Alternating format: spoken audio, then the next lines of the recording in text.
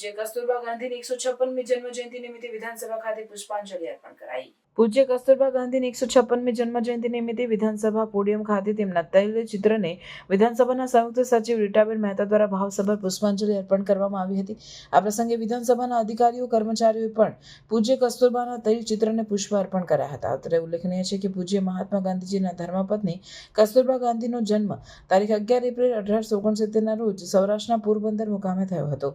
કસ્તુરબા નિરક્ષર હોવા છતાં ગજબની કોઠા સૂઝા ધરાવતા હતા. ગાંધીજી સાથે લગ્ન થયા બાદ વર્ષે 1896માં તેઓ ગાંધીજી સાથે આફ્રિકા ગયા. ત્યાં ન્યાયી કાયદા સામે લડત આપી, જેલવાસ પણ ભોગવ્યો. ગાંધીજીના જીવનમાં બદલાવ આવતા સંપૂર્ણ ધૈર્યથી જીવનભર તેમનો સાથ આદર્શ ધર્મચારણીની માફક નિભાવ્યો. તારીખ 22 ફેબ્રુઆરી 1944ના રોજ પૂનામાં જેલવાસ દરમિયાન ગાંધીજીના સાનિધ્યમાં તેમનું નિધન થયું હતું.